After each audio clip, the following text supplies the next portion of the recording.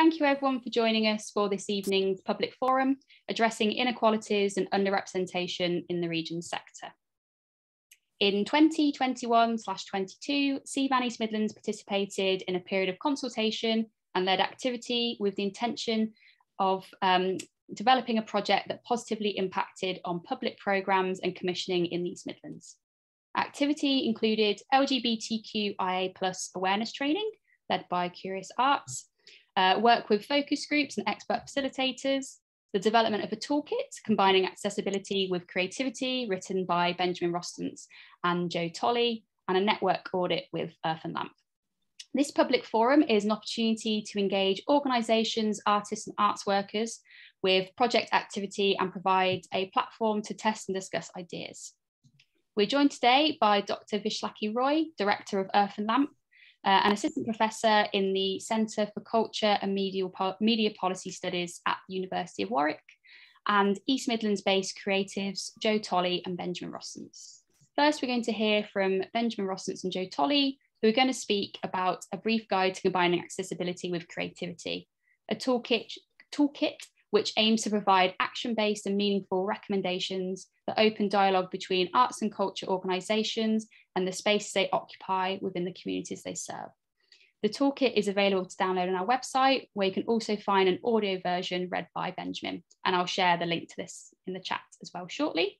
As I mentioned, after the initial presentation and open conversation, we're going to have a 5-minute break, which will be followed by a presentation from Vishalakshi Roy, who's going to speak about the network audit that research-led strategic consultancy Earthen Lamp delivered for CVAN East Midlands to understand the gaps in addressing diversity and representation in the visual arts sector in the region.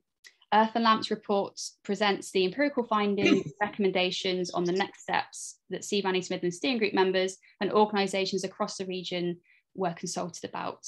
These are areas such as the organisation's commitment to equity, diversity and inclusion, beyond compliance, organisations' culture of co-production around programming, commissioning and organisational change, and skills, experience and training available to the team around EDI. That's enough from me. Now we'll hand over to Joe and Benjamin for this evening's first presentation. Thank you, everyone.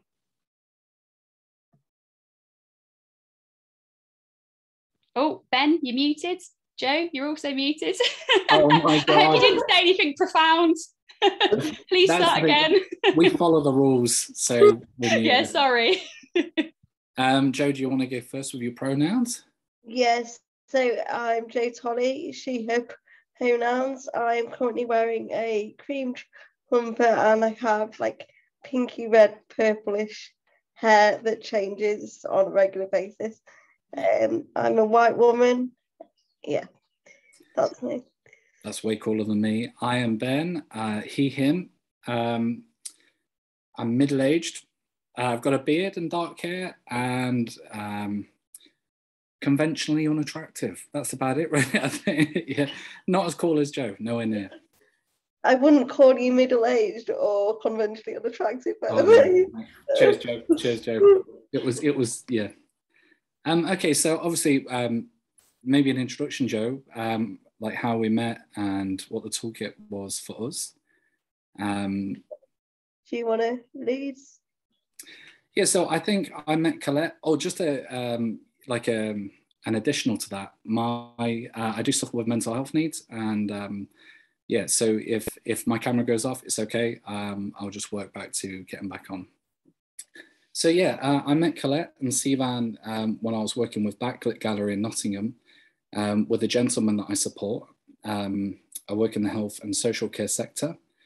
The gentleman that I support has learning disabilities and he lacks capacity. Backlit Gallery got in touch with me just after the first lockdown of COVID and asked if there was such a thing as meaningful engagement with the health and social care sector and what would that look like. Now I thought about the fella that I look after. His name's Peter. I've known him for about 6 years now and I've been a support worker for over 15. And Peter's an incredible man to work for and with, incredibly challenging in ways where he expects the best of me all of the time. We respect each other and we get the best out of each other. So when Backlit had this project, I absolutely wanted to understand better the relationship between the health and social care sector and a contemporary gallery, and how could Peter and I work individually as an artist and a facilitator meaningfully, and also getting the most out of them two environments.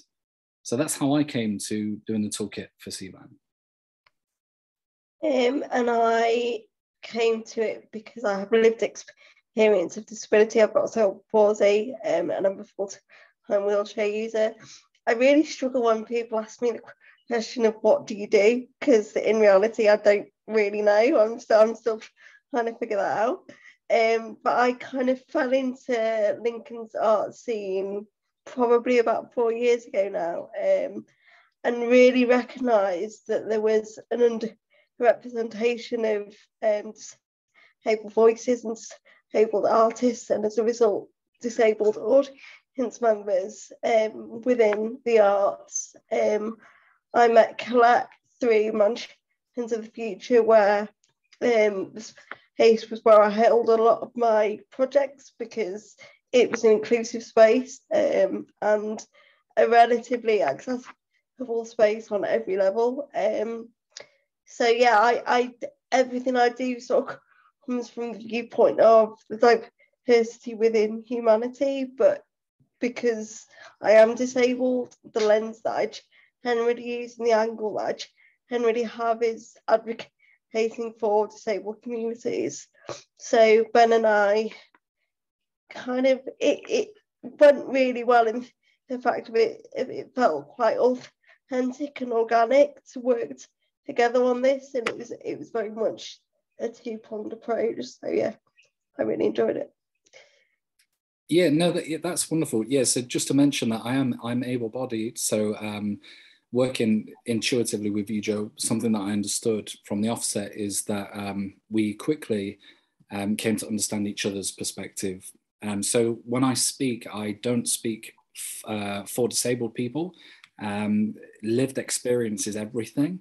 The position I'm speaking from of experience is support. Yeah. So yeah, I think, yeah, should we tackle the first question, Joe? I will just say as well that I also don't speak for every disabled person, because if you've met one disabled person, you've met one disabled person, and although my experience of disability is a physical one, there's many people with the same condition that I have that have different experiences. So I think today is about just opening the conversation to diversity within disability and neurodiversity, and we're in no means trying to give you a hard and fast, this is what you do when you come across disabled people, because it really isn't. Yeah, and weirdly, like, you see, this is the thing with Joe and I, we just intuitively work off each other, so we can talk for days. But if you are joining this call or watching it and you're from a perspective of having very little to no experience of working with people with disabilities, something that the toolkit does, or what we've tried to do, is give you an entry level into this conversation. It specifically is from the basis of understanding, like Joe said, if you've met one person with disabilities, you've met one person with disabilities. I think that's sort of like the motto for this whole toolkit. I love it. I think it's a great saying. Okay, Joe, let's bounce in. So Colette has given you a link to the toolkit. If you'd like to follow that link, you can read along as we go. It'd be really nice for you to see the toolkit as well. So we're starting on page 10 of the toolkit and question 5.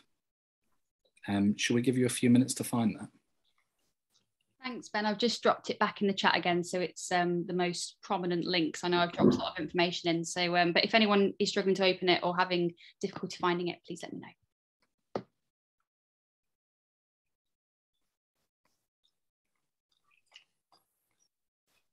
Ben, I can no longer see the screen, so I'm on the Google Doc right now.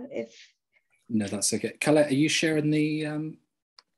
Yeah, I can share my screen so everyone can see the toolkit on my screen. If they'd rather follow it together than independently, I can do that right now. And then just let me know when you want me to end share as well, and we'll go back to the main room. So here we go. Lovely. Can everyone see that? That's perfect. Yeah. Okay, so we're going to question 10, page 10, question 5. So what Joe and I are going to do is sort of overview 3 of the questions. Obviously, everything in the toolkit is really important, and we could talk for days on this subject. But really what we want to do is, the toolkit's about generating conversation, and there's a Q&A session, and that's what we want to do. So we're going to limit what we actually say, and hopefully you'll find it interesting, and then you can come at us with some questions. So the first one is, when you visit a gallery, how often do you see art and artists that represent and depict life in a way that you recognize as being similar to your own life experience? Respondents unequivocally said that diverse representations of disability and neurodiversity are not embedded in gallery spaces. On evaluating the responses given, the absence of accurate representation at first appears to be because of a lack of artistic depictions of disability. However, and interestingly, there is a recognition that not every disability is visible, and so it's difficult for some audiences and artists to see themselves in any portrayal. Irrespective, communities would love to see more in art galleries to do with disabilities and diversities. And I think, sorry, Ben. No, go for it, Joe, go for it. I think the biggest point and most obvious point here is for spaces to diversify their programs. But how do you do that? Like, where do you start with that? And I think it's about being open-minded. It's about seeing everyone as an individual. Kind of sounds really weird to say when we're talking about bringing disabled people and having them be represented in spaces, but it's almost about removing the label of disability so that you can gain the label of disability, if that makes any sense. You need to see the person before the disability and then allow them to shine, for want of a better expression, through their disability. Ben, I don't know if you want to add anything. Yeah, I think importantly, from a support perspective, what I would say to anyone that has a space and they're in charge of that space, be bold and brave. There might be a feeling of an expectation that you know everything, and there also might be trepidation whereby if you get something wrong, the fallout for that could be big. Try, as Joe's saying, to not focus on the disability. What we need to do really is think about people, individuals, because that's what we all are. Each disabled person that you work with will probably have a varying set of requirements for support. Some will be really complex, some won't. Yeah, so I think what's really important is that you don't get tied up in that specific aspect. Focus on the individual. That's really important. Yeah, so I've put here, heads of departments need to take a lead in actioning meaningful change. Really, you've just got to be bold in the way that you approach this situation. Seek for local groups, local art groups that are representative of people with disabilities. Get in touch and be vulnerable. You know, let them know that there's space there that you have, that you mean well, and that you are ready to meaningfully engage, and show them what your accommodations are. Like, you know, get the conversation going. And also, you know, without wanting to step on Ben's toes here, but also be aware that not every carer is going to be accustomed and familiar with the world of art. So it's really difficult for them as in a caring role to introduce someone with a disability that needs that support into art if they don't know if they don't know how to navigate that sector. So just be mindful that you're not only dealing with someone with a disability with varying needs, but also someone that really doesn't know potentially might not know anything about art. So you have to sort of engage on both levels. Yeah, you do. I'm going to cover that in question 2 as well, because I just think you could go for days on the subject. For myself as a support worker, accessing gallery spaces, there's so much that isn't there for people like myself, and I'm an artist as well. So I understand from a perspective of being an artist how simple things can be implemented that would just make a support worker's life so much easier if they know a framework that they can work to that in some way reflects the risk assessments and support plans that the person they're supporting lives by. The whole experience of being in a gallery space can be so much more relaxed and meaningful. You can engage more. To come back to the question of visiting gallery spaces, another thing that Joe and I highlighted is the importance of having informed voices. People with lived experience really will know exactly what sort of support needs they have and what they're looking for. And they're the voices that we need to go to. As an able-bodied person, I find a lot of galleries have been, since when basically, geared towards able-bodied audiences. And something Joe and I sort of broached as a subject was, for many, many years now, if you put an elevator and a ramp, in the gallery space, that's basically like gold star accessibility, and it's really not. It was a good start, a few decades ago, but we really are past that now. Not every disability means, in fact, very few disabilities mean wheelchair and ramp. 20% of the world's population has a disability or will have a disability or neurodiversity at some point. So by not trying to be holistically accessible to every person in the individual with a disability, you're actually cutting out quite a lot of your audience.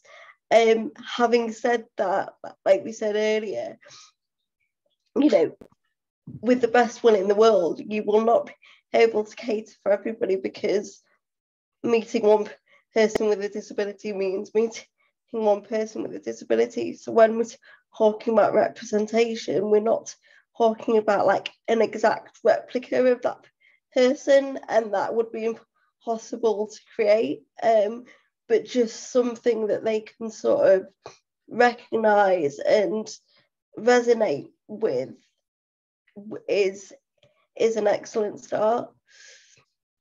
Yeah, I totally agree, and it brings us nicely onto our next point of seeing yourself in a gallery space.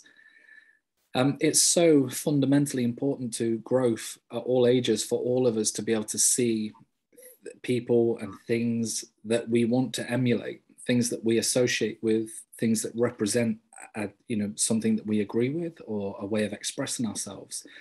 And this is a really simple point, and it might be so simple that it's easily overlooked. But genuinely, people need to be able to see themselves in your spaces. If they don't, then it's not likely that they're going to assimilate into the programs that you have and the space that you have. It's going to be alien. Of course it would be alien. So yeah, we need to see more programs and workshops, accessible projects basically for people with disabilities. Now don't be scared by the fact that you won't be able to spot people with certain disabilities. Like, it will be hard. This isn't going to be easy, but what you can do is you can set up a framework whereby you let people with disabilities know that you are ready to accept conversations and that you're ready to facilitate that. And this is a beginning. This is a start of something really meaningful. And then finally, on this point, art reflects the human experience. It's understanding difference and harnessing voices that can lead to meaningful engagement for artists in art galleries. I mean, and that's pretty much it, It's so incredibly important to be able to see yourself in a space. once you do, and you understand that you're welcome, and the people that represent things that you like and agree with, and the things you do yourself in a space, you can become more adhered to it. You just feel more welcome. And that leads to more creativity, because, you know, an audience member might not have ever considered themselves as creative or an artist because they've not seen themselves represented in the art space. And as soon as that happens, as with me, it just opens up a world of kind of self-expression and creativity in whatever form that takes. Yeah, I totally agree, Jo. So the next question is going to be on page 9 of the toolkit, and it's question 2. It's quite a simple one. But again, some of the questions in the toolkit are simple, specifically to start a conversation.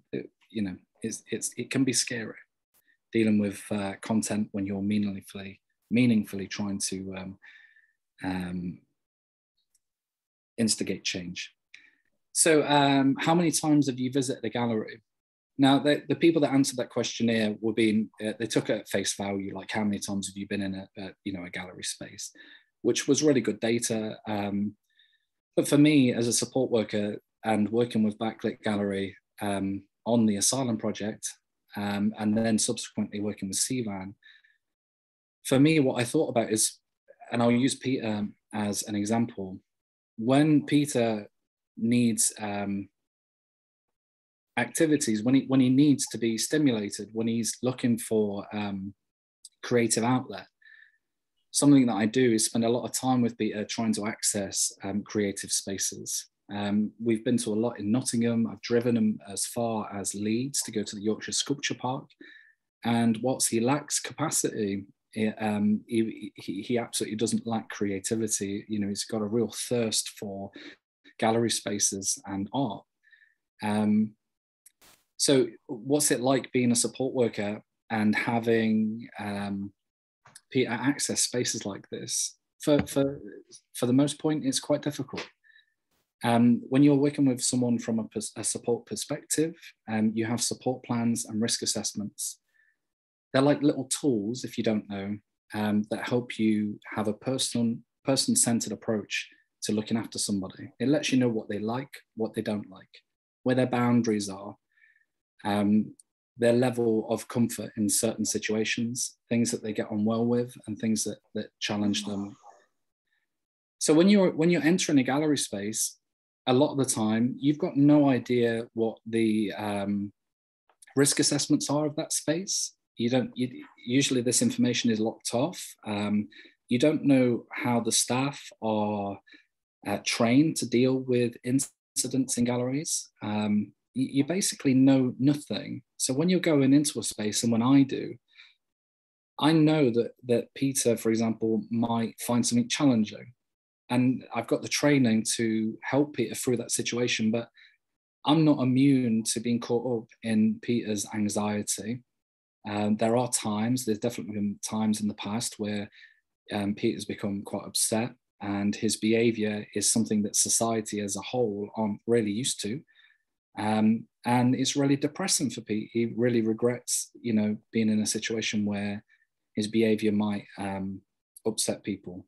But in the moment, obviously, he's not in control, and that's difficult. So how, as a support worker, do you deal with that? Because from the off that the gallery staff probably aren't used to working with people with disabilities in the way that support staff are, people in a health and social care setting are. How do you deal with that? So I was thinking, how many times have you visited the gallery? For me, as a support worker, not many, because the environment is so unpredictable.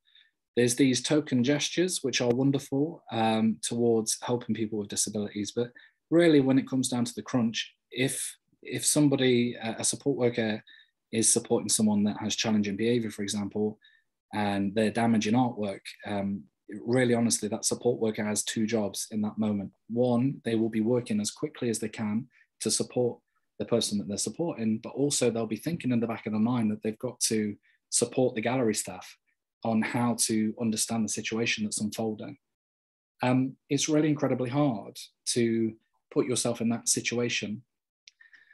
So yeah, I think galleries absolutely can work with support workers. It's like Joe was saying a little while ago, and it's something that became glaringly obvious to me. And one aspect of working with CVAN that was absolutely wonderful is revealing this hidden gem. All galleries, if you are a producer, if you've got space, if you're in charge of a space, reach out to support workers in the health and social care setting. They are a fountain of knowledge and experience. They will know every risk assessment and support plan for the person they're supporting. They will be able to facilitate a disabled person, especially someone that lacks capacity, making the most out of visiting your space and being engaged in your space. So yeah, honestly, I think this is something that we should all be working really hard towards. And I'm hoping that CVAN will open up this conversation and that you might have questions afterwards about how we can do that. But it's woefully underutilized. You guys have something quite incredible in your spaces, and we need to start highlighting that. Also, I don't know if you covered this one already because my laptop started to die, so I had to go and get it plugged in, Joe. Don't leave me on find the plug. It may be also that, you know, the support workers, it can be quite it depends what you make of it, but it can be quite like a dry job at times. So actually for my PAs, the greatest days are when we're out and about doing something. So to get them engaged in art, to then get the person that they're supporting engaged, is maybe something really positive for them. So yeah, definitely think about it from that angle too. Yeah, I agree with you, Joe, and I think it's definitely something I've experienced. When you're working in the health and social care sector, just like any sector in the world, it will have a very diverse set of staff. And another thing that Joe was talking about today, and we've spoken about in the toolkit, is not every support worker is going to be interested in art. They're not going to, it's possible that they might not understand art context. It's very possible that a lot of us don't understand art context. It's really hard to engage with art. If you're good at that, if you can walk into any gallery on the planet and find something interesting, a tutor of mine once said, if you find art boring, you're doing something wrong. You know, if you can go into any gallery and find something, a focal point, that's a skill. And it's not a skill that everybody has. And it's also a skill that, although you can acquire it quite easily through, say, the guidance of a gallery, it's quite intimidating if you think about it. I mean, to look at a painting in the National Portrait Gallery and have some sort of opinion on it that you don't feel might be useless, that's really intimidating. So again, yeah, there's this whole program that could be assembled for support workers and artists and people with disabilities, artists with disabilities, and yeah, that could come together and actually engage with a space and the meaning of art and how to have a relationship with that. Is that all right, Joe? Are we covered that one? That is fully covered. But like Ben said, you know, it might be that the support worker just doesn't know that. It sounds really odd to say, but doesn't know that art exists. So they could be coming at it from a totally sort of blind perspective, if you like. And that then makes it really difficult for them to engage the person with supporting with a disability. So I know one of my support workers who Ben has met a couple of times, literally had never been into a gallery before we dragged her in and said, look at this. And she really enjoyed it, but still, in terms of art context, she still would struggle, but it doesn't mean that she didn't enjoy the day. And I think that's coming from the perspective of me, who is someone that enjoys art. But if you're working with someone with a lack of capacity, it's about how you navigate that situation within the space. Yeah, and it can be done. So to be clear, like, work with an individual, because that's the opportunity that you have and that you can create. You know, work with them, and if they are fortunate enough to have a support worker, there will be a set of support plans and risk assessments that are there, and they're there to be used, and you can meaningfully engage. You know, it's all there. Everything's just waiting for someone to sort of lift the rock and have a good look underneath and see all the amazing things that are just waiting.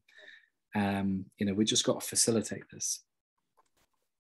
Colette, do we have enough time for the last question? Because I'm aware that we're sort of... Let's go for it. Let's go for the last question. Give us a shout when you're done. I'll end share screen and we can open it up. So, Joe, do you want me to read this out and then you start? Or do you want to read this one out? Oh no, we haven't lost Joe. Oh, Joe, you're on mute. You're off mute. I'm on mute. Yeah, if you could read it out, that would be really good. Okay, so if you're following, this is page 11, question 7. Do you feel safe and protected when using creative spaces like a gallery? It's clear from the answers received that despite the many access barriers faced by respondents, galleries and art spaces are still considered to be safe spaces for disabled or neurodivergent individuals. So Joe, this one might be more, you might be better off taking this one to begin with. Yeah, so generally, those that filled out the questionnaire said that they didn't feel safe in the gallery spaces because the disability and access reasonable adjustments felt quite tokenistic, as in, you know, you have a ramp, that's great, but potentially the artwork is really high up on the wall and you can't quite see it, or maybe you're going into a really busy space and that's really overwhelming for people with neurodiversities, or maybe, you know, because of your hair you just can't access every space because of the odd step or the odd groove in the path. You know, it could be anything. So as Ben already said,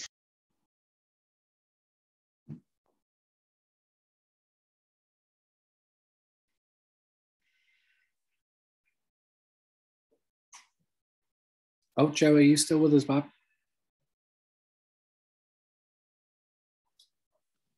Oh yeah, Joe, you're on mute again, I think.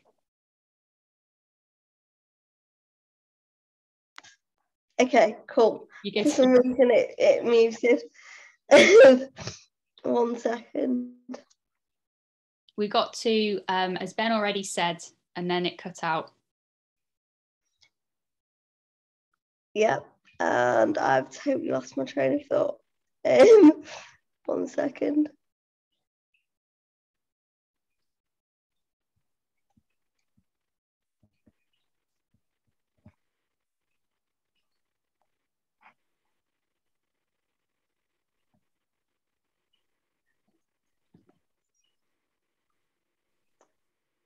Take your time, Joe, or if it's useful, Ben can step in for a bit while you go back over your notes.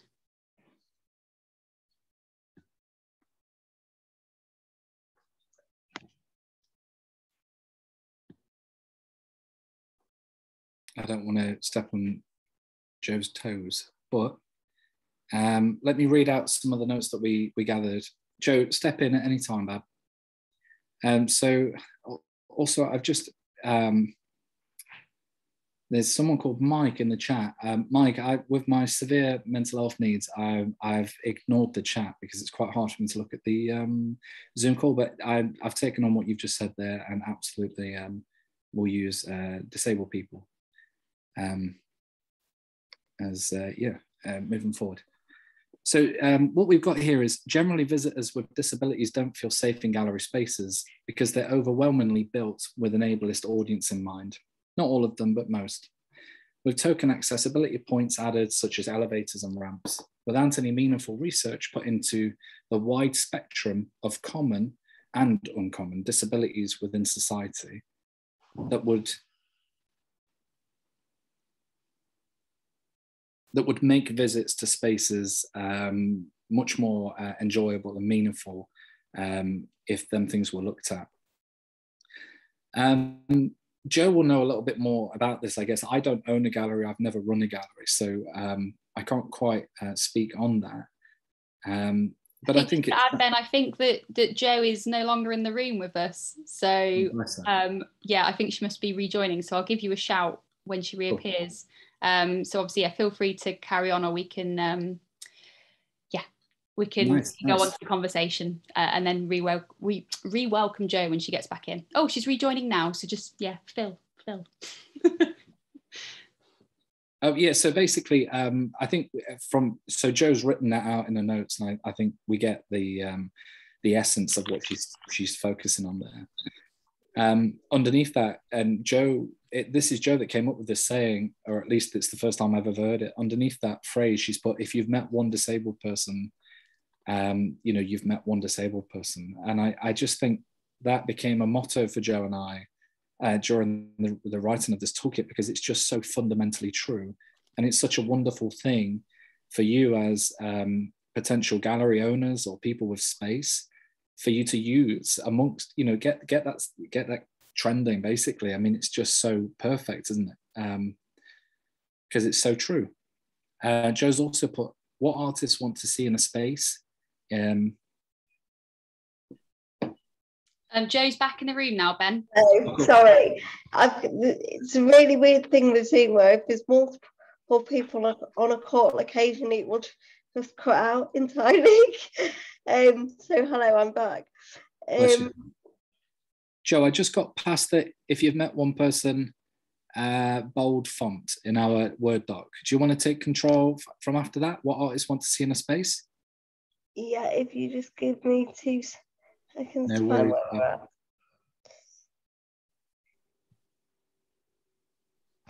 Okay, cool. Yeah, what artists want to see in a space is, you don't have to get it right all of the time. There's, we're not asking for a perfect space that's fully accessible, because in reality, you're not going to be able to make it accessible for everybody. But just a kind of token to the fact that you've tried and you're listening to people with disabilities, and you're hearing their voices, and you're actually responding to feedback. Because the amount of people that I think, oh, we must speak to people with disabilities and hear their voice, and it is literally like a box ticking exercise of, yeah, we've done that. But actually, then what are you going to do with the feedback? And I think that's what's so great about CVAN, is the fact that they do that, and they do respond to that feedback. And again, artists and audiences want to be able to identify with a small part of what they're seeing and how they're being represented, not everything.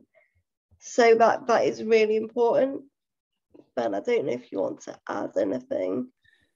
I think, I'm excited for questions. I think, Joe, we've sort of given a real, what we've tried to do for everybody really is to look at the whole toolkit as a thing and just pick out some really nice questions that maybe aren't intimidating for people to grasp. So I think we've sort of covered it, Joe, and I think, it's an awesome kit, and we'd be interested to know what people think. Has anyone downloaded it? Like, have you used it in your space, or do you plan to use it in your space? Brilliant. Well, yeah, just a real quick thank you, Ben and Joe, for your presentation and for going through aspects of the toolkit with us, which again, yeah, we've dropped the link there in the chat. And earlier on the chat, you'll see the link to the page with information about the project in its entirety and a link to an audio version of the toolkit as well. If people want to start asking questions, please either raise your Zoom hand or your physical hand or drop them in the chat and I can read them out to the room. I guess while people are warming up, you know, obviously Ben had kind of asked there, you know, who has downloaded the toolkit, who's used it and how have you used it? I guess as a warm up, I guess it would be nice to hear, you know, from you, Joe and Ben, how you want it to be used and what the next steps are that you want to see, I guess. I think for me, you know, the toolkit is, as I said earlier, it's a starting point. It's not an accessibility Bible by any means. You know, we couldn't possibly cover the amount of ground that we would need to, just the two of us, without creating like an entire catalogue of do's and don'ts. And to be fair, we wouldn't even be able to think of them. So yeah, just use it as kind of tips and tricks. Ben and I are always contactable via email or through Colette. So if you want anything more specific in terms of specific to your space, then we're more than happy to do that. I don't know whether I'm putting words in Ben's mouth here, but yeah. No, I think that's wonderful, Joe. For me, I think it was just about starting a conversation. When Backlit first asked if I'd be interested in engaging on a project that encountered a lot of the toolkit, and then I met you, Colette, with CVAN. It finally opened up an avenue of support work for me that I'd been wanting for so long, and there was just literally nowhere to instigate that conversation. And Backlit Gallery and CVAN have both been quite bold in letting Joe and I just go for it. You know, like we really have, haven't we? We just, you know. Yeah. And we've meaningfully tried. And yeah, I think it's nice to start the conversation. It's been really nice because I think Ben and I both work in similar ways in the fact that there's no real rules to what we do. And half the time what we start out with is not what we end up with, and it just sort of organically grows. There's far more that can be done on this. So yeah, there's definitely room for more work if you want us to do that. Brilliant. Thank you, Joe and Ben. And we've got a question in the chat, which I'll start with, and then we'll move to Amrit. So question in the chat, does the toolkit include recommendations for live events? I guess there are some which I'd say are transferable, but I guess if there are any more that you want to give on this platform, Joe and Ben, that would be much welcome by Gemma, who's asked that question. I think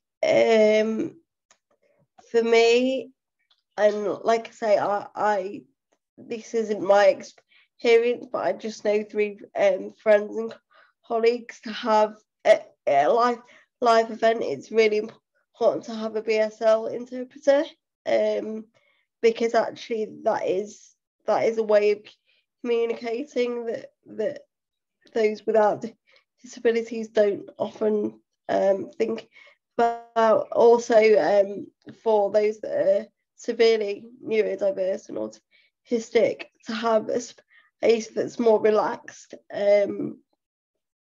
so that if, you know, someone literally starts running around like my brother, who is severely autistic, would, that's fine. There kind of needs to be an element of understanding there. But I understand that for every live event and every event that's not possible, but just to cater for that level of need would be beneficial and useful.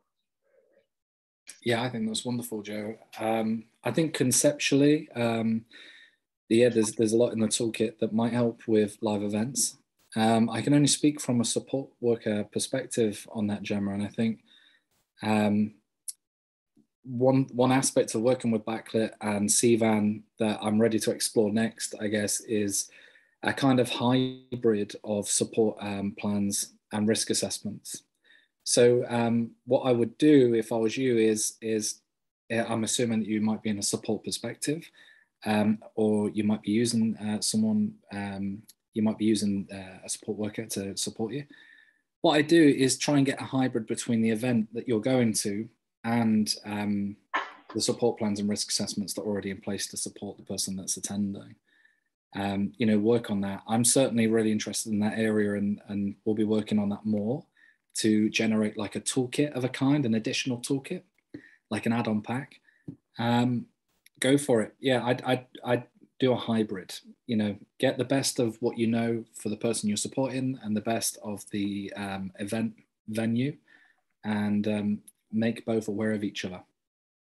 Brilliant. Thank you, Gemma, for your question. Thank you, Joe and Ben, for your thoughts there. Yeah, Gemma said really useful. Also a comment in the chat from Mike around the idea of relaxed performances as well.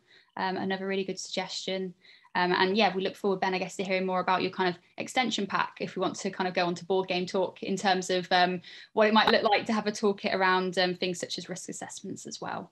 Oh, we did have a question from Amrit, who's I think has left the Zoom, unfortunately. So if anyone else has another question, yeah, Mike, you've got your hand up if you want to unmute and go for it. Yeah, thanks a lot, and great to see a toolkit coming out. Though I must say, having been in this trade for 23 years, sometimes you feel like you are on a crack record that's going round and round. That's not a criticism of either of you or this meeting. It does feel like often one step forward, one step back. But the things that I'm really interested in, and they're massive topics, so only answer what you think about them, but it's ableism, which underlies it all. And I think it's not acknowledged in the way that racism is. It's because I feel it's so, well, like racism, it's so embedded from the year we're, from our first day in the world, we come into an ableist world. And leadership, because that's mentioned a bit in the toolkit, and I'd be interested in your ideas on that, because I do see how hard it is for disabled people with poor education that often takes longer, and with that a sort of a low confidence and self-esteem that often goes with that it's a hard thing to make it up that ladder. And what I'm sorry, this is turning into like an exam paper and lived experience, because I think I really like that that's quite a new term that from my experience, it's quite a new term being used. And I really like it because I think it's one that a lot of people can get their head around about. It's who I am, my body or my world, my thinking, the world that I inhabit. That's my lived experience, and it's fine to show. But I'd be nice to hear what you think. Thank you, Mike. Joe and Ben, if you're happy to respond to any of those points. Yeah, I mean, it's going to sound slightly controversial, so I'm gonna try really hard and not go on my soapbox about this. But I have a real problem with the way that the term ableism is used. I think Ben and I were talking about this earlier. There's so many disabled activists and advocates that bang on about ableism to the point where actually what the point that they're trying to get across is don't be ableist, but actually in the way that they're doing that so aggressively, they are being quite ableist, and they are creating an even bigger gap between non-disabled and disabled individuals. So I would try not to worry too much about ableism. I mean, you could speak to someone else and they would say something entirely different, just because I think if you get too hung up on the label of ableism, you actually are so scared to start a conversation with a disabled individual that you don't actually get anywhere. Ben, I don't know if you want to Yeah, I mean, so we were having a discussion. Firstly, Mike, it's lovely to have you here. Joe and I are big fans of Dash, so it's really wonderful that you're joining the CVAN talk. Joe and I were having a chat. As a support worker where I come from, I primarily I primarily work and support people that have a lack of capacity, and also that they exhibit what able-bodied people call challenging behaviour. That's I've spent 15 years supporting people that fit that sort of I don't want to use the word criteria. See, all of this language is ableist, Mike. It's like what you're saying.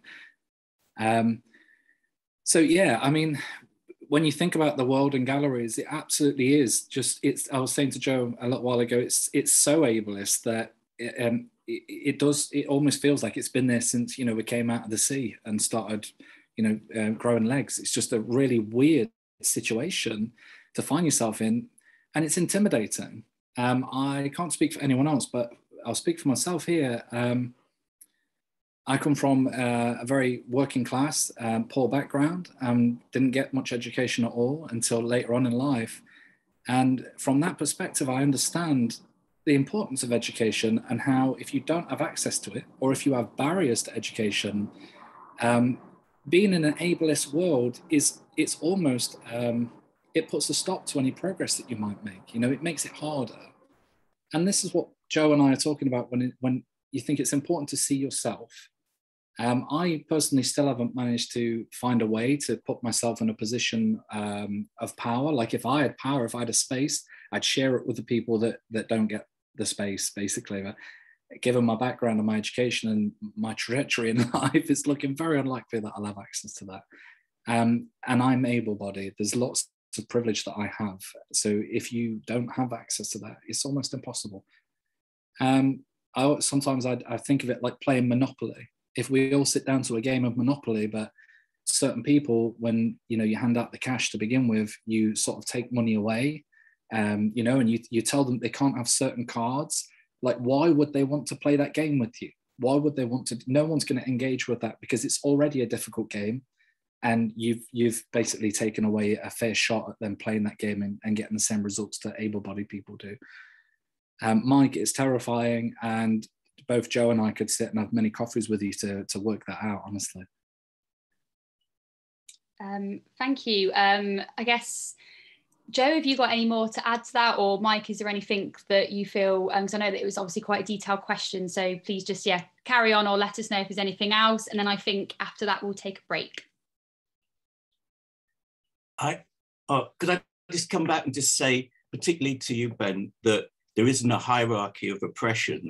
It's a great sociological term, but we sometimes think some people are more oppressed than us. But I would say what you're talking about, your background, you experience similar oppression to loads of marginalized groups. So don't think that you have less rights than someone else.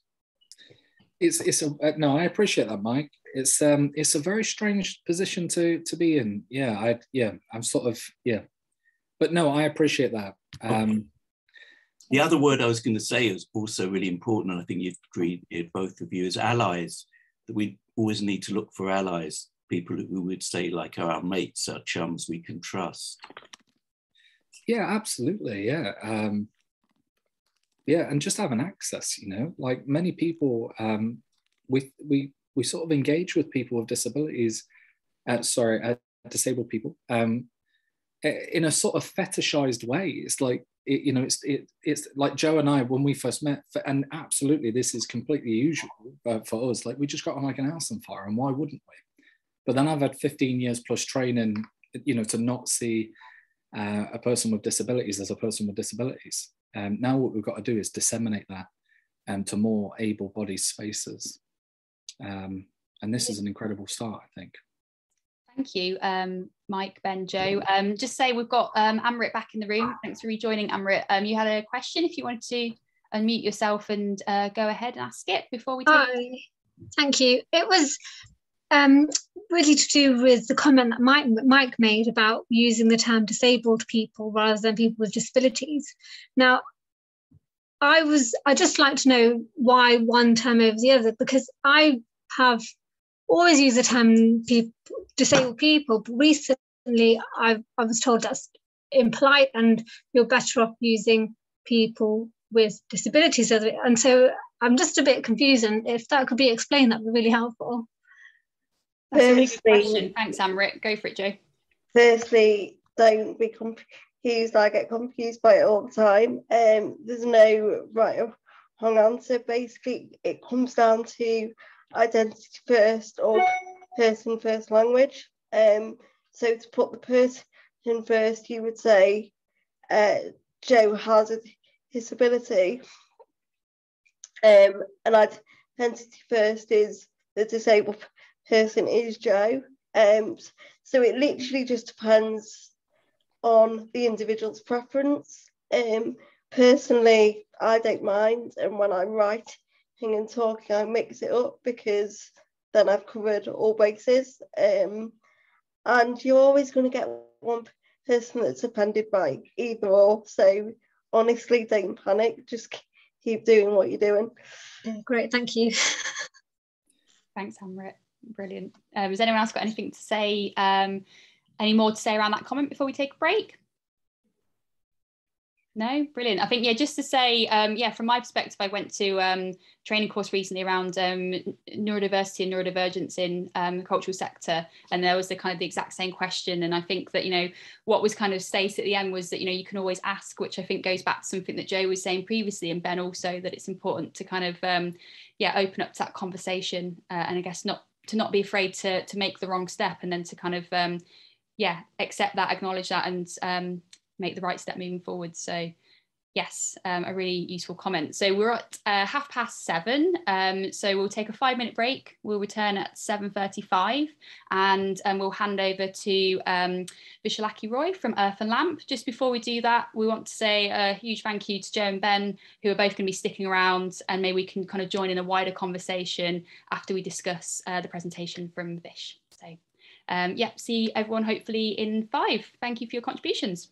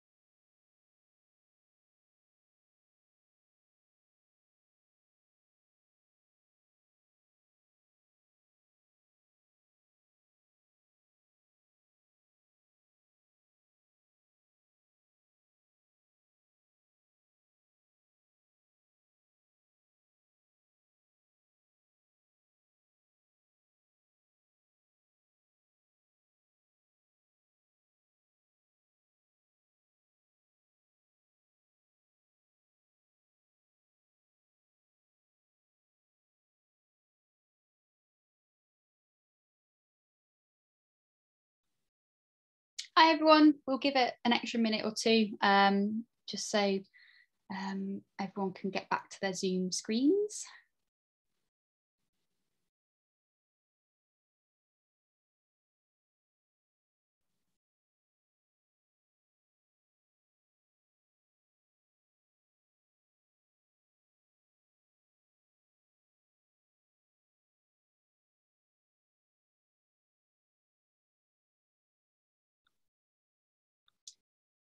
Brilliant. So I see that we've got people starting to re-enter the room. I'll take this opportunity just to drop in the chat a little bit more information about the work that Vishalakshi Roy and Earthen Lamp has done with CVAN East Midlands, which I'm sure she's going to provide more of an overview on, but just so we've got that in the chat as well, lots of populating it with lots of links.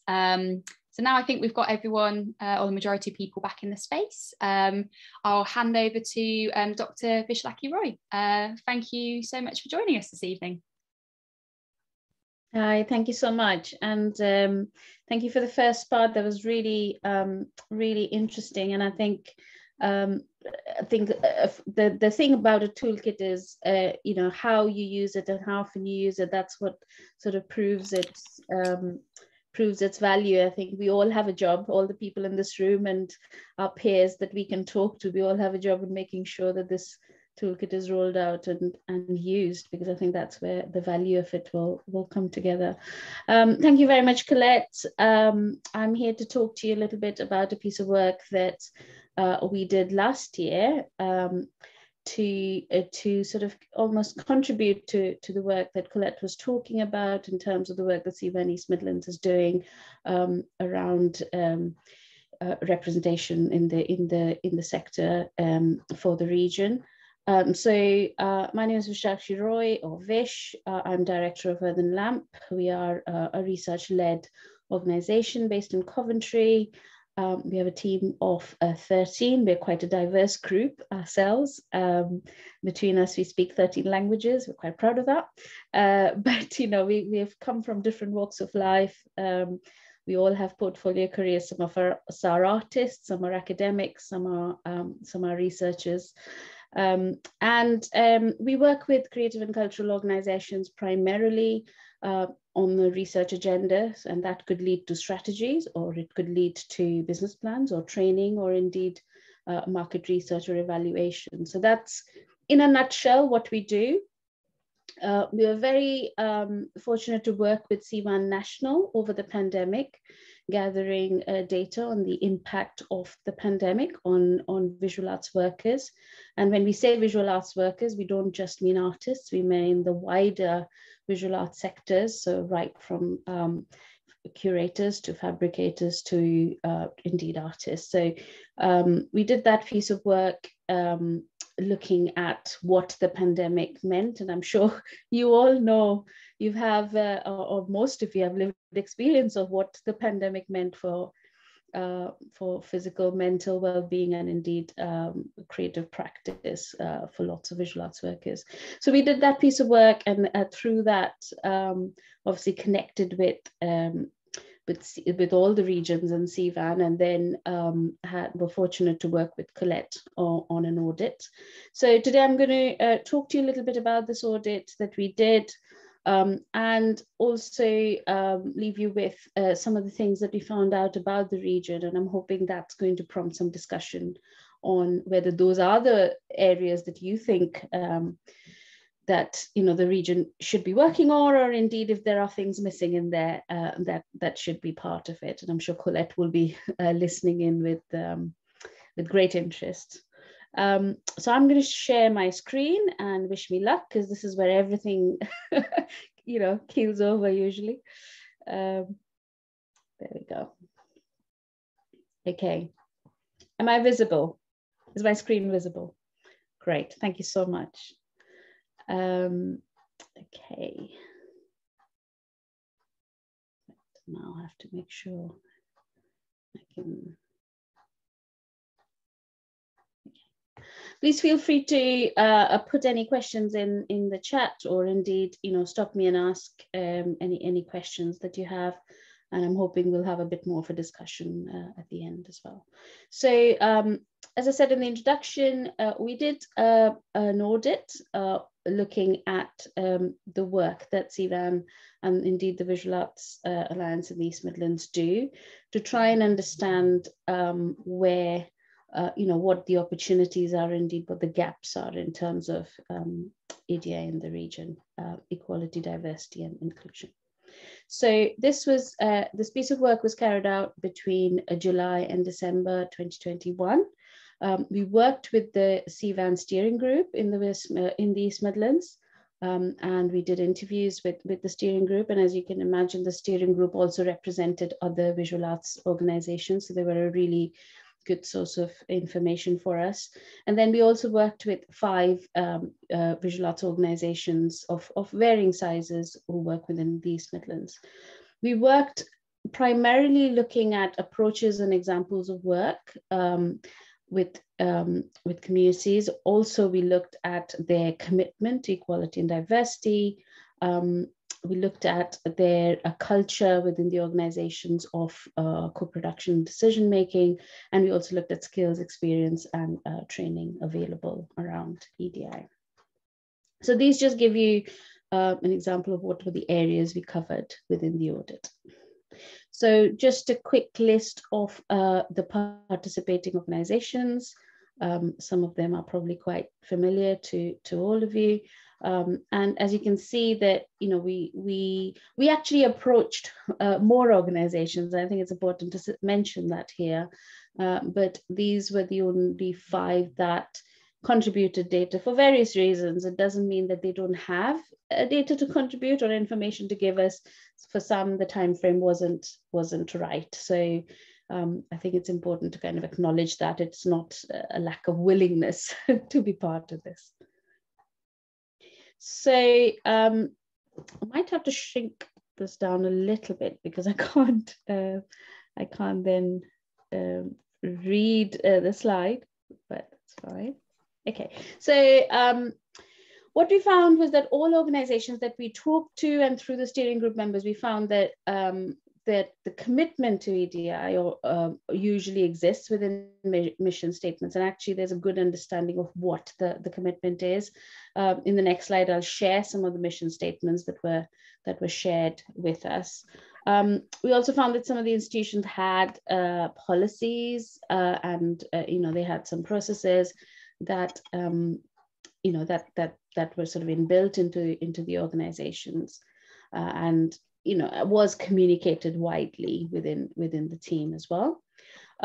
All the organizations that we spoke to indicated that they all work with diverse groups and communities currently in their programming and commissioning, as as one of the objectives was to actually find out whether programming was happening or decision making was happening in a more sort of diverse manner.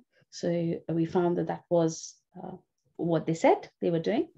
But interestingly, most organizations do not have an official lead person or a role where as almost a sort of person that you can sort of check in with, or a role who was tasked with that responsibility.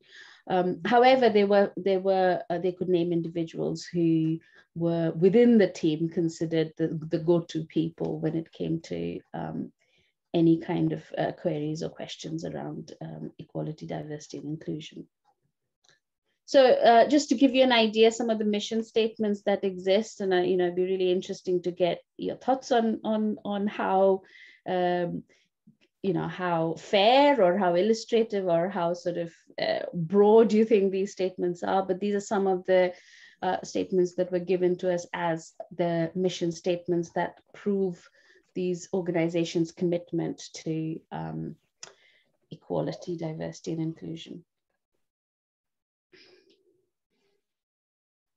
Okay. Would it be easier if I read them out, or am I happy to? Yeah, I think that would be great, Vish, if you are happy to read it out as well. Thank you. Absolutely, absolutely. So LU Arts is committed to the stand against racism, and that we take individual and collective responsibility for ensuring that our operation and activity is inclusive to all and representative of the community we serve. And another mission statement, breaking down barriers to the arts. We are inclusive, radical, and ambitious, bold in our creativity and action. We are citizens of change. My personal, my personal opinion is that some of them appear quite broad, and in some sense, it would be good to see how these actually translate into policy. Obviously, the audit that we didn't let us get into a lot more depth, but it was good to see that there is organization-wide commitment that is kind of articulated in statements. Also, as the findings illustrated, that most of the organizations actually talked about groups and communities that participate in their programming or decision making, and these were just some of the groups and communities that are currently being engaged in the East Midlands by visual arts organizations. Again, there are probably people in this room who work with some of these groups, and I'm sure you're familiar with some of the names on here. Again, this is definitely not an illustrative list, but it gives you an idea of two things. One, who's being engaged, but equally when organizations talk about EDI, this is what they, these are the groups that they think are the ones that are included within those conversations. And also we tried to find out what kind of skills, experience, and training exists within the sector. And as you can see from that list, this is the kind of training that staff teams are currently receiving when it comes to EDI topics or EDI issues. So again, an interesting list to debate within this room as to whether there are other things that really should be on there, or indeed, are there things on here that you probably wouldn't consider to be on a list like that. So I'll leave that for the discussion element. So these are some of the future priorities that we found out from the audit. These are some of the future priorities for the people that we consulted. Currently, some of the groups that would be of interest for future engagement, that's the top list. So again, this is a compiled list from all the data we got. I'm sure there are other groups and individuals that people would like to engage more. We found that organizations are aware and they want to address EDI, and but there doesn't seem to be any clear sense of why they're doing it. In some sense, and Colette and I, we've had this discussion a few times. It does feel like it's everybody acknowledges that it's a good thing to do. However, there needs to be a sort of clarity on the actual purpose and why. Not just why it's good to do, but why it's good to do for the organization. Why is it relevant for them? And that kind of clarity of vision doesn't always seem to exist. For CVAN, obviously, we were doing this audit to inform CVAN's work and their sort of representational nature. And we felt that for CVAN, it was more important to kind of define where they want to be and identify what the barriers were related to the engagement. And I know CVAN's been doing some work in that area, as we've heard today. Also, we feel it's essential, not to be reactionary. And, just this goes back to what I said about, just because it feels like a good thing to do doesn't mean you should just, head off and do it. You need a clear rationale of why you're doing it and why it's right for you, and which elements. And this is not I love Joe's quote about, if you met one disabled person, you met one disabled person. I think that extends, isn't it? That definition actually extends to other areas of equality and inclusion. So, which elements is relevant to your organization or to your practice is actually quite important to stop and consider, rather than just kind of do it as a blanket, as a blanket approach. So for CVAN, because obviously, as I said, this audit was, specifically to inform CVAN's work. These are just some of the recommendations that we came back with in terms of CVAN being more in line with, or having more clear EDI practices of their own. We advise that CVAN actually define what diverse and representational means in this context, because otherwise it was just being used as a blanket term. Also, why it was needed at this point in time. Why is it the right thing to do for CVAN now rather than in 6 months' time or in 2 years' time? We advised that the role that CVAN want to play with regards to EDI within the visual art sector needed to be clear and then communicated as well.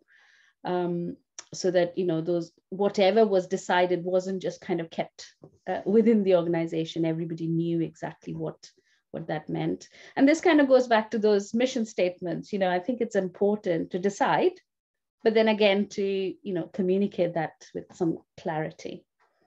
And then in terms of its steering group, because we were trying to inform sort of the diversity of the steering group for CVAN East Midlands, and we felt that there needs to be more sort of tangible articulation of the terms of reference for that steering group as well, so that people knew if they were joining that steering group, what is it that they were, not just what is it that they were signing up to do, but what is it that CVAN was trying to achieve as an organization. So those were our recommendations for CVAN at the end of that audit.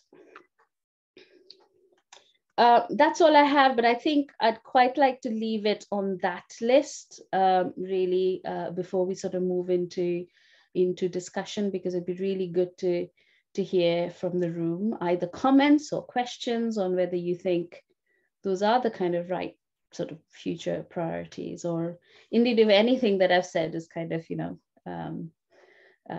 sort of resonated. Be really good to hear about that. Thank you. Brilliant. Thank you so much, Vish. Yeah, I think, like you say, we'll open it up to the room. I guess if you're happy to that's it, thank you, to stop share, then we can see who might have their hand up in the space.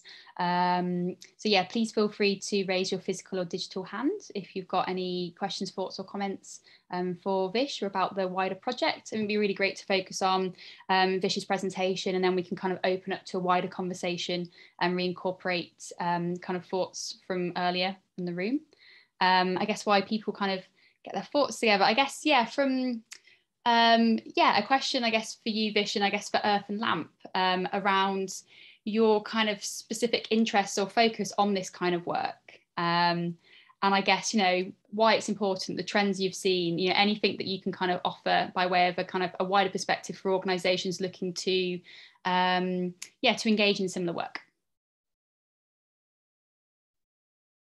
Yeah, and I think that I'd love to talk about that actually, because it kind of goes beyond this piece of work in some sense. It's, sort of looking at our interest as an organization, but also sort of trends that we see within the cultural sector.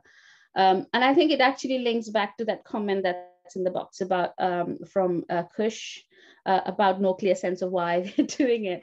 And actually, it seems, can I just say, it seems a little bit fashionable to be focusing on areas around EDI, and that's good. I'm not saying that that's not a positive thing, but I think that need for why it's relevant and which elements are relevant, I think the articulation of that is really essential, because we've established in this room today, you can't do everything, and you probably, if you're doing everything, you're doing all of it badly, rather than doing a few things and doing them well. So yeah, so I think one of the things that we do come across quite a lot is, this idea of, we really need to be doing something about it. And a lot of people kind of trying that, but not then articulating what is relevant and why.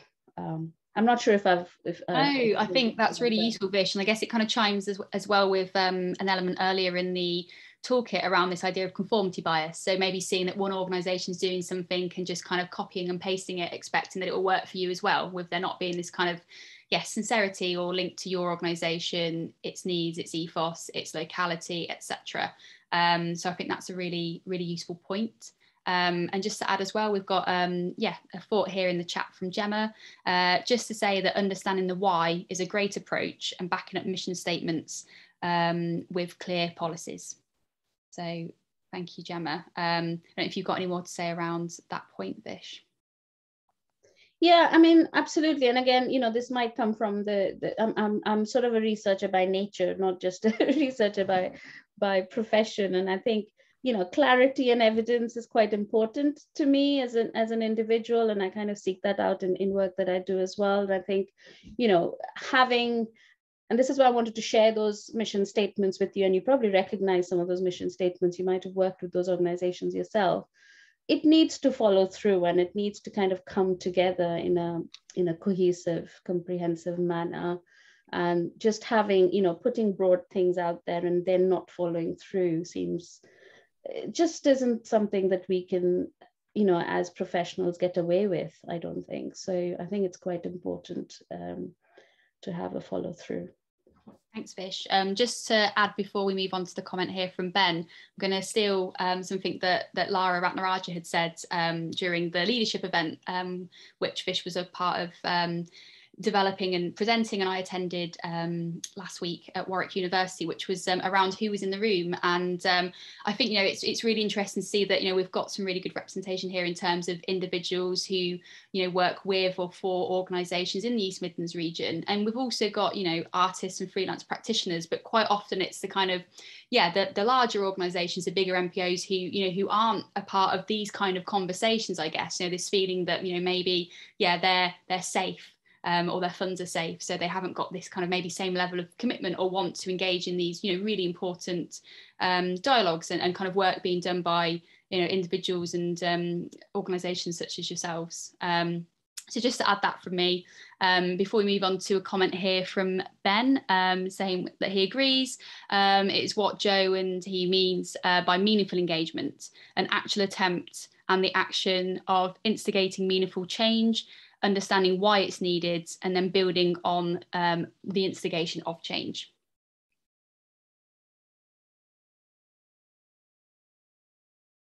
I think that's a really important point there, Ben, which I guess stems from something that's been kind of re-articulated throughout this discussion this evening, of the fact that this being kind of, just the start of something. And, you know, that's really what it was for CVAN East Midlands in engaging in this work. I've been in the role now for maybe 9-10 months. It'll be a year in June. So I guess, you know, part of the reason was, one, we had this funding, you know, support from Art Fund to work on this project. Quite a small amount of funding for the, you know, significance of the work. You know, we could have done a lot more if we had a bigger grant, but it was still really useful to have that kind of, seed funding to begin to kind of instigate these conversations, which we want to continue to support, shape and develop. And we are going to be using all of the work delivered around this project, such as the audit, to, I guess, develop our steering group, which is a really exciting process that we're just kind of entering into as we've kind of reached that stage in our journey. So I guess that's a little bit more information as to why now. So this audit has proved to be already invaluable in, you know, myself and our existing steering group kind of beginning that conversation and working out appropriate next steps. Got a thought here from Joe. One of my favourite sentiments is, you don't do inclusion, you are inclusive. I agree with you, Vish. It's become a trend to do inclusion. Inclusivity needs to be ingrained within cultures in an authentic way.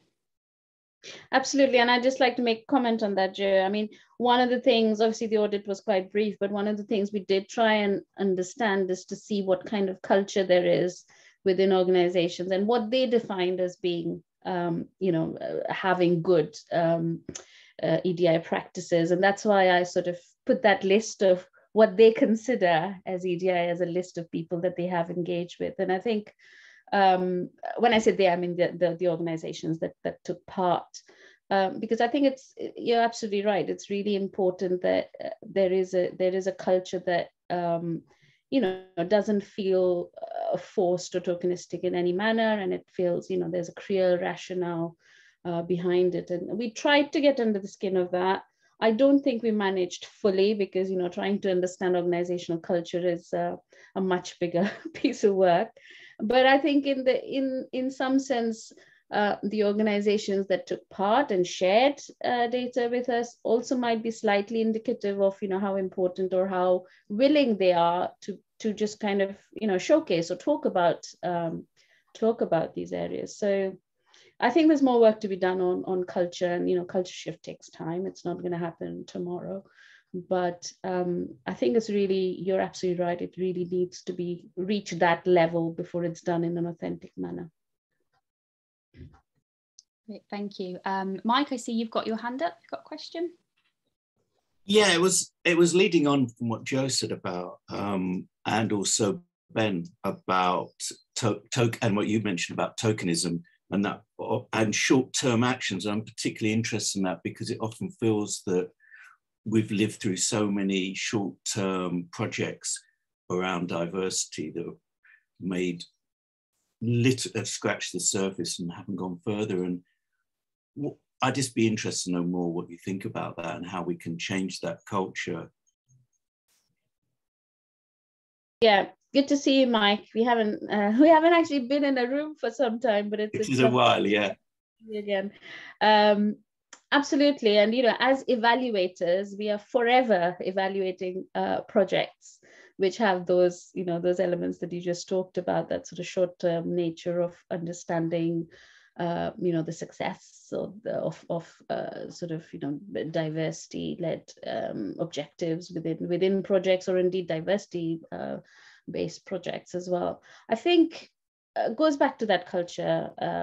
You know, I think one of the things as I actually presented, which I thought was quite a positive, that even though organizations could name, you know, they knew who to go to, who actually believed in inclusion within their organization. And actually, I think that's a positive thing, because yes, of course, it'd be great if all leaders believed in it and it came from the top of the organization, but in practice that doesn't work, because, you know, people aren't like that. But as long as there's some advocates and champions within each organization, that knowledge of a diversity project or the learning from it does stick. And I think that's what we probably as cultural professionals need to kind of find. We need to roll out toolkits, and we need to know who the advocates and ambassadors are within organizations. And, you know, we need to work with them, we need to consult with them and make sure that, you know, we're learning from the sort of changing environment that they're exposed to. So I think that's probably the best way of influencing the culture within organizations. Yes, leadership would be great, but it doesn't always, in reality, that doesn't always happen. Brilliant. Thank you, Mike. Thank you, Vish. Comment here again from Ben in the chat. And then empower them, give them the platform. So that kind of next step, which, yeah, obviously is really important against this conversation, the idea of platform, having and using that and providing that. Got a question from Marion. Go for it. Hi, everyone. Yeah, really interesting to listen to you all. And so I'm here as part of an organisation, as a gallery and a big space in rural Lincolnshire. And I do hope really sincerely from my heart that most of our programmes are inclusive. And it's always really, really important for us that we do that. However, there's always more to do. And it's also often like when you were saying, Vish, that it would be nice to have a person who has actually a role in that kind of leadership to bring EDI sort of to the forefront of an organisation. And it's often money and it's often capacity where that is a really difficult thing to do. You know, we try our very best to bring organizational change around, you know, to maybe look at things in a different way. And it is really important to us also going forward for our next NPO round, for example, to look exactly at that. Who can we take into our decision making into our boards and advisory groups, so that we can hear more of those voices, and that you are all represent everybody that is around, and make sure they have a great time when they come and step into our galleries, you know, because we do want everybody to be there and to have a great time. And for me, it's maybe something we try and find quiet times for people who have specific issues and mental health problems. You know, we do work with our local groups and give them special tours and gallery talks, just sort of for them, if you want, so they feel safe and happy and allowed to ask questions and to be a little bit more sort of really engaging with the exhibits that we have. And we also give them activities to try things out and bring them into the arts. So arts development on every sort of level is really part of what we do. And yeah, I think also with being involved in the MPO application process, I think there is a change there at the moment. Why this is so important, because it is also a real priority from Arts Council. And that will bring along change. And I do hope sometimes that, you know, that forced change is a good thing, you know, because people will have to get their heads around it and have a look at how they are programming and what they're doing at the moment and how to make it better.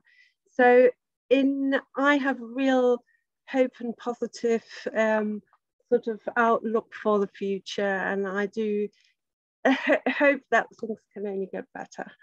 But yeah, that's just what I wanted to. Thank you so much, Marion. And I think, you know, it's great to hear just you know, all the different things that you're doing and all the priorities that you have and how you're sort of keeping that front and center. One of the things that I heard at the event that Colette was mentioning, that at Warwick Arts Centre, that I co-curated last week. It was last week, it just feels much longer ago, is, you know, ask questions, ask open questions, and ask questions like, how could I make that better for you? Because at the end of the day, we're never going to learn unless we're just kind of being some, you know, we could drown in policies and paperwork, and, you know, this level of, there's a nervousness, isn't there, that we just kind of have to solve with some level of simplicity, I think. And this was a sentiment that came through quite strongly in this other event, and I wanted to kind of bring it into this room as well. You know, sometimes we just need to just ask a simple question and find out how we can make things better for, what we could have done to make a better experience for a visitor to a gallery, and learn from simple things like that, rather than, you know, this nervousness of, okay, am I getting this right? Is there other things to do? You know, which bits am I missing? There's so much. It's a minefield, really, from if you approach it in that way. Thank you, Vish, for your response. Thank you, Marion, for sharing your thoughts and a little bit more around Hub's approach there. That was really useful. We've got a question in the chat before we go to Suzanne. So a question from Jazz, thought comment. I think another question is also, how do we further include people who are represented and excluded when there is that innate feeling that the arts is especially not meant for them? I think it needs to be a group effort, of course, and also maybe how the power dynamics in the arts can further change. Should I go, or well, no, Vish, was Vish going to answer that? Sorry, yeah. Have you got any thoughts on that, Vish? Yeah, I mean, I think I'm not really the right person to respond to that. You know, somebody like, you know, Mike, who's in the room and has been working in this area for over 20 years, is probably much better placed to respond to something like that. If Mike or anyone, or again, bring in, let's widen things up and kind of think about what we heard and discussed in part one, and maybe as well, if Joe and Ben have got some more thoughts on that in terms to response to Jazz's question and dialogue. I'd all I can do is agree with Jazz. Yeah, I think the art world as a whole sector, it's quite clear for anyone to see, you know, who's looked after and who's not represented. And it just absolutely fundamentally has to change. And to do that, we need meaningful change. We need to see, it's like Mike said, that he's been doing this for 20 years and it feels like a broken record. And I could not agree more. I just think it is. And for people like Mike and everyone else that have been putting effort in for this long and not seeing any change, it must be really frustrating. And what we need now, and I'm hoping what we have, is the crest of a wave of actual meaningful change. Thank you, Ben. Thank you, Jazz. Paula, have you got a thought on that comment before we move on to Suzanne? Yeah. What I find, and I suppose I have the similar kind of concern of Mike, that with Arts Council, given the fact that Creative Case for Diversity was a core part of the work for 10 years, and we're still at the beginning of that. And I hear from, let's say, art world, visual art world organisations, when they're being offered a board member, and that board member is really active and will make change, will ask really good questions, is really thorough in their ability to create, you know, really inclusive cultures in a really dynamic way. And then they go for the high profile person, not the person who's the doer, not the person who's going to roll up their sleeves and get on with the work and actually be, you know, the most proactive person on their board. And I think the obstacle comes in this relation to power and that dynamic. I think there's genuine leadership in the visual arts in relation to systemic barriers and change that needs to happen. There is genuine leadership, but actually the barrier that I think we face in our art world is that we're wanting to see that change, but being faced with an institution that essentially is still very much kind of led by you know, a very white kind of prominent kind of educated kind of history. So that's the problem that we've got to change, is education as well. And through the visual arts, we can do that. I think I'm just making more of a comment really, and on an observation around, you know, the new Let's Create strategy. It's taken Arts Council England to the point of Black Lives Matters to make the changes that they need to see. That in itself is not good enough as well.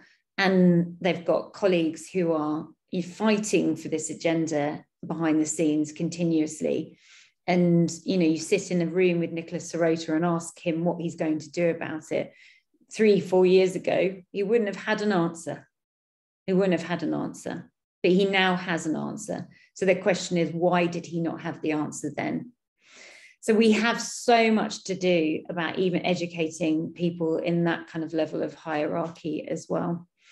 Anyway, it is a point that I'll just leave as a comment, but I feel that what we can do as a network and a group of people and to collectivize is to continue to talk about this stuff and widely put it in front of people. Brilliant. Thank you, Paula, for your contribution there, and for, yeah, like you say, more of an overview as to yeah, I guess Arts Council's approach over the past 10 or so years. It's really useful to contextualise in that. We'll move to Suzanne and then back to Mike.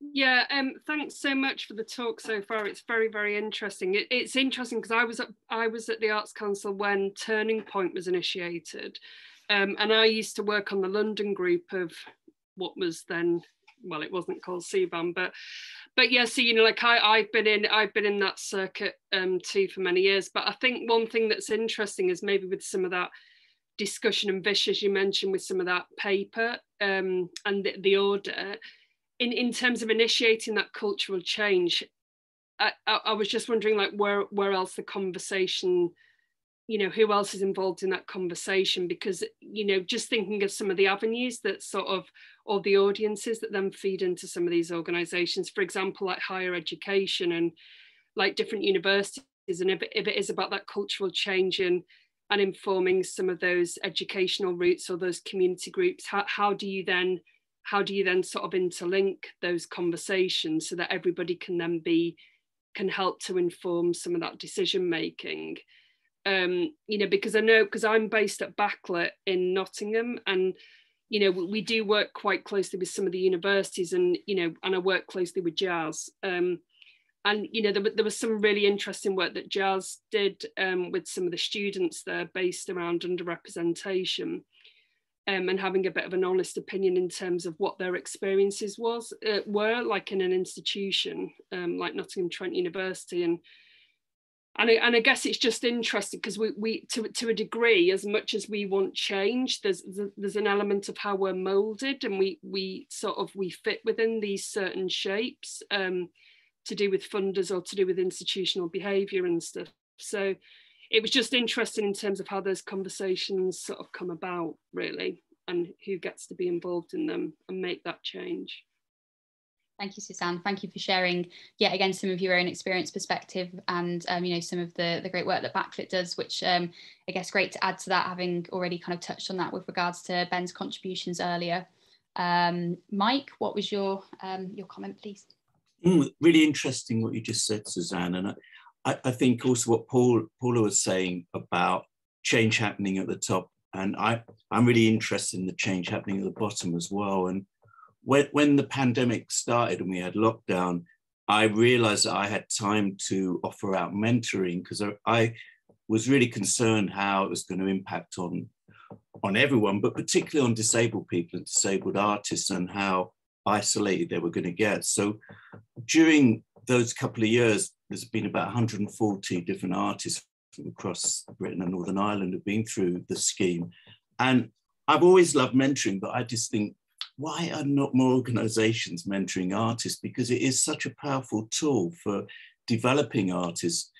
I've seen artists change where they would start in a session and I'm not really an artist. And yeah, I love making art, but I'm not really an artist, and really on that edge of giving up. And we know how many visual artists in those first few years leaving HE course, but a lot of these artists also are self-taught, are in a position where they give up because they can't earn a living, and they've also lost confidence. And maybe 3-4 sessions later, those artists are up for doing an Arts Council application for DYCP. And so, yeah, there's tools out there that can make a fundamental change, because I feel like if you get a sort of a big surfing wave of artists who are demanding, then there's that push from underneath. It might mean that they're meeting like quite solid walls, but eventually those walls have to crack. So yeah, I feel like mentoring is like a big tool, and it takes up a lot of organizational time, but it also changes organizations because you have a massive number of artists you're connected with who respect your organization. Thank you, Mike.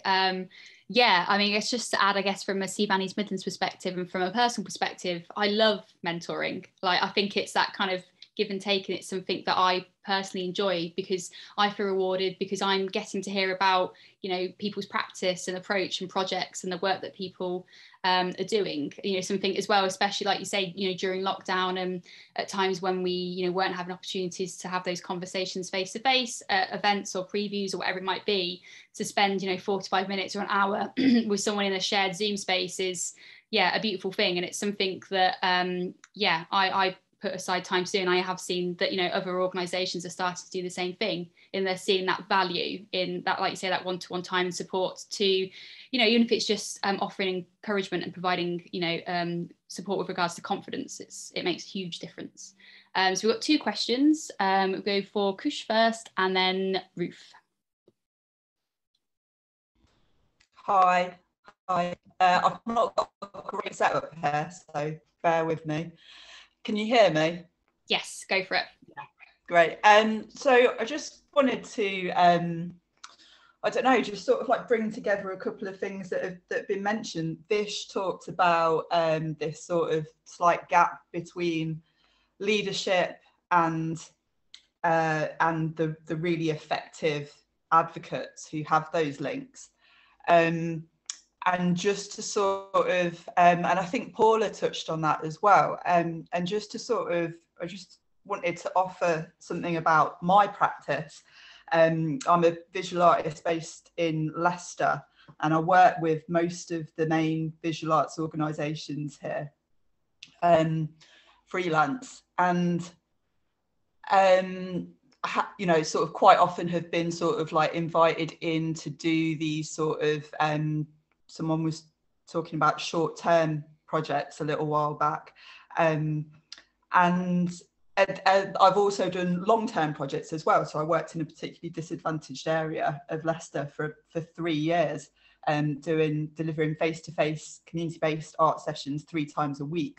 And that opportunity to, you know, see the same children and young people 3 times a week, be that sort of regular presence, was, you know, amazing. And that's, you know, that sort of embedded long-term work is the sort of ideal. But the point that I wanted to make about this sort of gap between leadership and the, you know, the really effective advocates is that, like those, there are artists, you know, there are artists out there who are working in community settings and who have sort of like, you know, one foot in both camps. They understand galleries and venues and, you know, requirements of funding and the way all of that works, but also they understand underrepresented, I prefer to use the term underserved groups, and what it is that's needed to encourage that engagement. And I think there was a comment in the chat about underserved groups and that sort of exclusion, and how, you know, even just sort of visiting a venue can be a really hard thing to do for a whole bunch of reasons. And so I'd say, I don't know, this is, I suppose this is more to organisations, but have a look at your artists, and, you know, artists working in a quite a sort of activist sort of way, who can be that real sort of intermediary, who really understand both sides and who can work to bring the two sides together. And just finally, I think it was something that Vish mentioned about, you know, it's not just,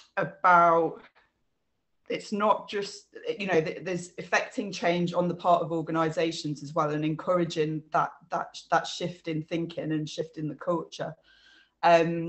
And something which I think about a lot is this, the idea of the trickster who crosses boundaries and moves from one space to another, and liberates everybody. This is the point. It's not about, you know, there being, you know, good and bad. The trickster liberates everyone. And so I just think that really applies here. And I see artists who work in community settings as that sort of figure. So I might have just rambled a bit there, but I wanted to offer that. Not at all. Thank you so much for sharing that, Kush. I guess, has anyone got a particular response to Kush's thoughts and comments before we move on to Ruth?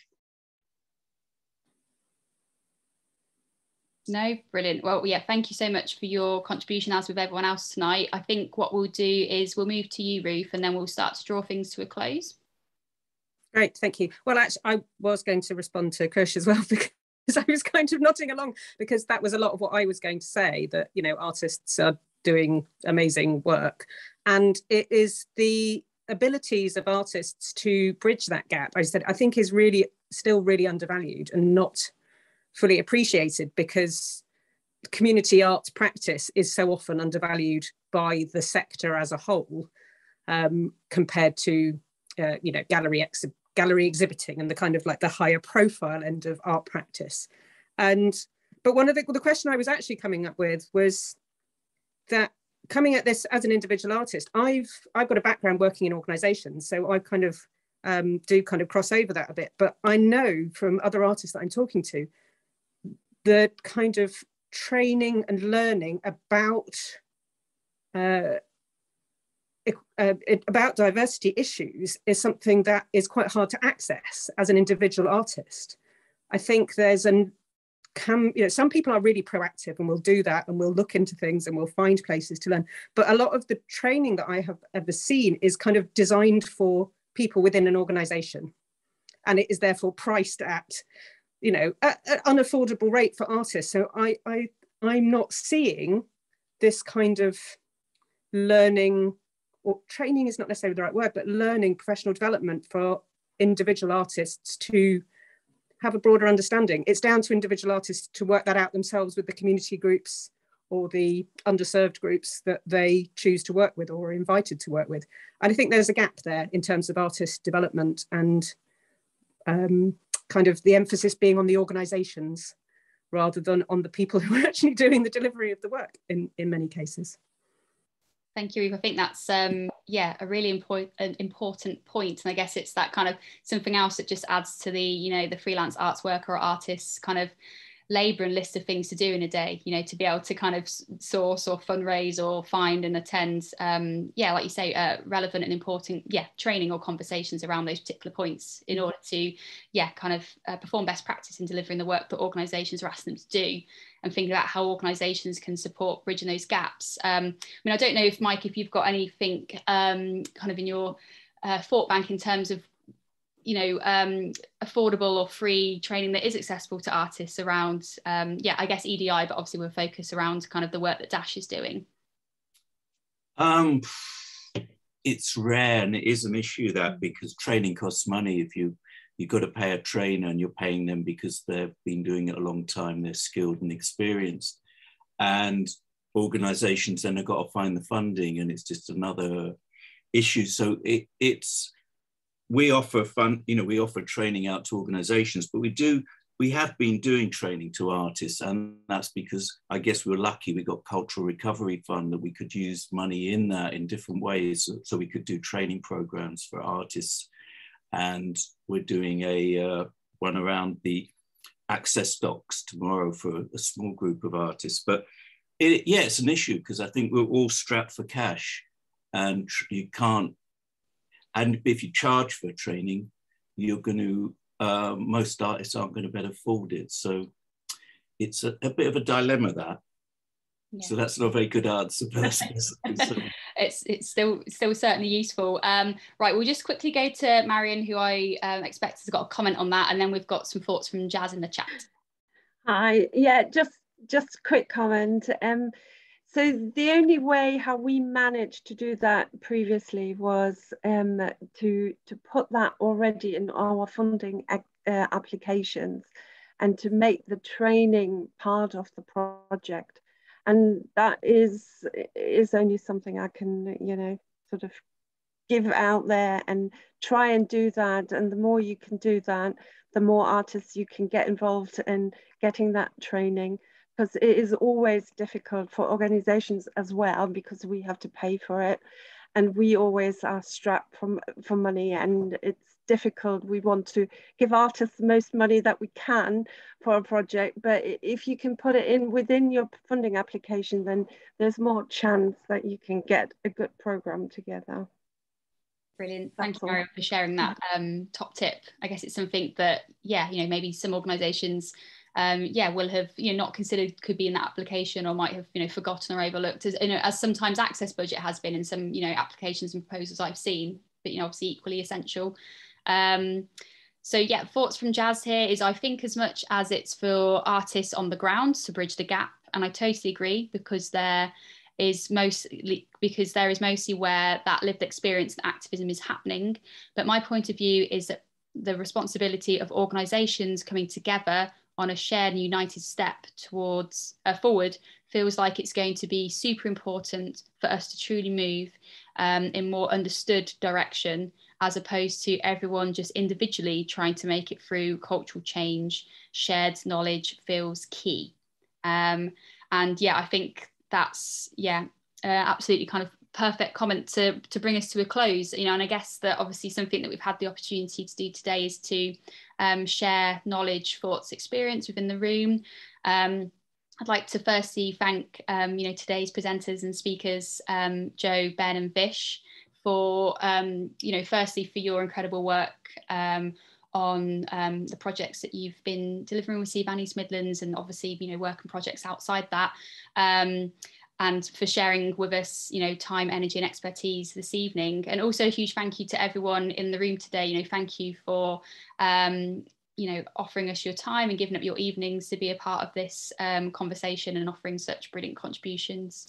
Yes, I guess, you know, watch this space. And I think, as you know, maybe Joe had mentioned earlier, you know, please do stay in touch. If you've got any thoughts, feedbacks or comments around this evening or the toolkit or the audit, obviously, you know, we're welcoming any feedback, and you know, we're going to look at sharing a kind of a feedback survey as well from today's session, which will help us moving forward with events. So yeah, just I guess a huge thank you, and we'll bring everything to a close. Thanks everyone.